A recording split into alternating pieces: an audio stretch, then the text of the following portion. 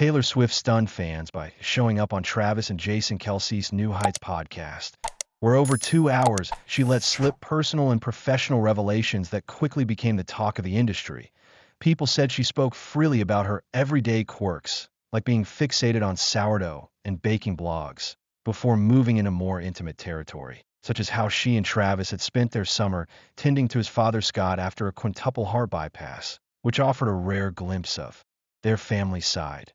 Yet the most striking part wasn't just the romance, because as the discussion unfolded, it became obvious Swift was actively coaching Travis on managing speculation and public chatter.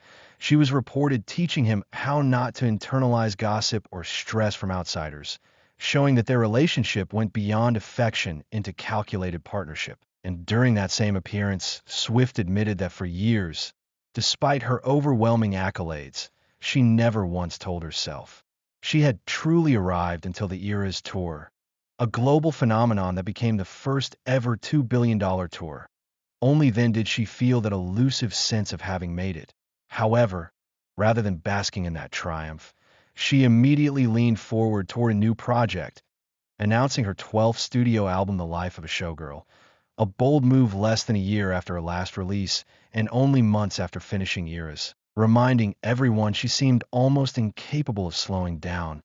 And reports confirmed she had poured the energy of her nonstop schedule into this next stage, framing the record as a sharper, more focused response to lessons learned from her last album, The Tortured Poets Department, which she confessed felt too wordy, too long, too heavy, a product of heartbreak and catharsis tied to her brief involvement with Matty Healy.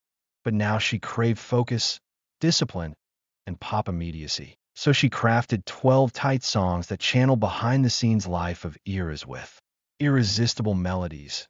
And she even admitted her constant desire to keep the bar impossibly high, recording with Swedish hitmakers Max Martin and Shellback in Stockholm, the same duo behind her most iconic pop hits like Style, 22, and Blank Space. People noted that by returning to them, she was reclaiming the sound of her imperial pop phase, after years of experimenting with muted tones alongside Jack Antonoff and Aaron Dessner. Yet the real strategy was that Swift was carefully reading the cultural moment, aware that her introspective sound risked falling behind rising stars like Sabrina Carpenter, Chappell Roan, and Charlie XCX, who were seizing pop center with rowdy, uninhibited anthems. And Swift, though one of the last truly monocultural pop forces, still adapted, trimming back excessive variants after backlash over the Tortured Poets Department's 19 versions, and repositioning herself to meet fan expectations more responsibly.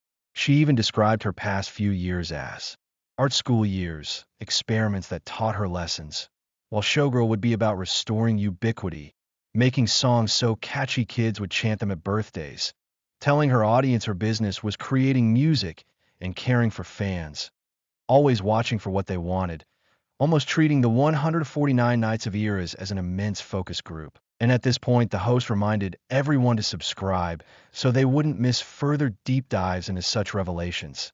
Now attention turned to Travis Kelce, whose role was clearly more than supportive boyfriend. His own brand expansion was tied directly to this partnership. Their origin story itself read like content creation magic. When he admitted on his podcast he failed to meet Swift at an Eras show but wanted to, which caught her attention and led her to reach out, sparking what became a cultural phenomenon. And it was no accident that his GQ cover dropped the same week as her podcast guest spot. The coordination maximized attention. The New Heights episode even crashed upon release and amassed 13 million YouTube views in one day, excluding other platforms, making advertisers salivate. Experts remarked this was not accidental, because Travis at 35 was nearing the end of his 13th season, coincidentally Taylor's lucky number, and rumors swirled that retirement was looming.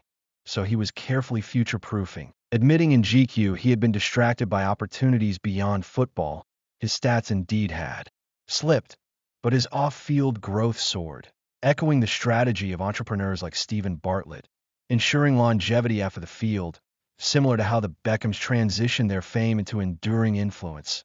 Subscribe now if you're enjoying this unraveling of strategy, because the moves only get sharper.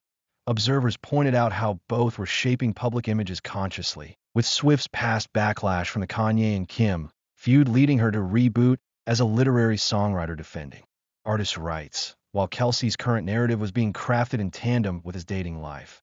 Both openly aware of the branding at play, Kelce even told GQ he had become strategic about what he portrayed to people. Unusual words for an athlete, proof of business-minded discussions happening privately. Their podcast chemistry reinforced this perception.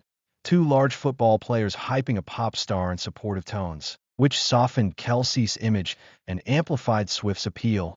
They even toyed with memes about his intelligence when she used the word esoteric to describe folklore, and he responded by saying it was hot when she used big words, framing him as playful, lovable, and unthreatening.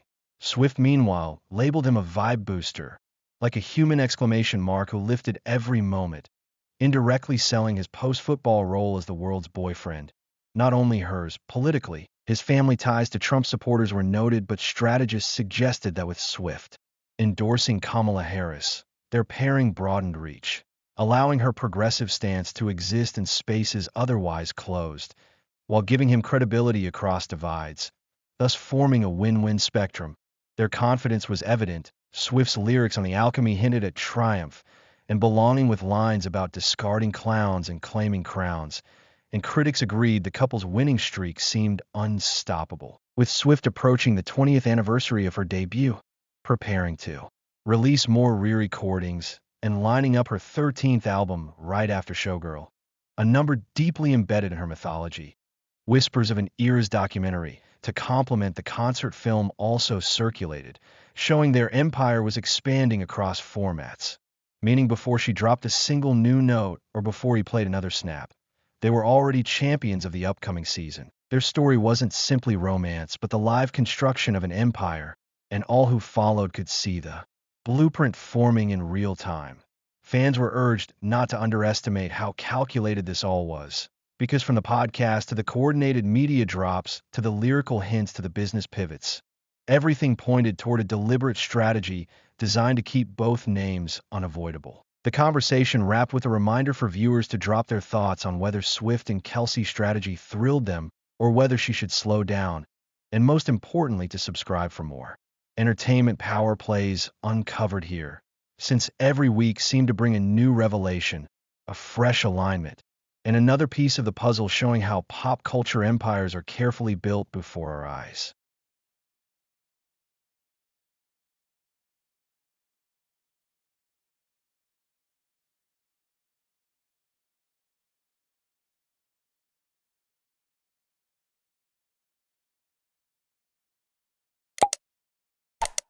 Thank you for watching. Please subscribe.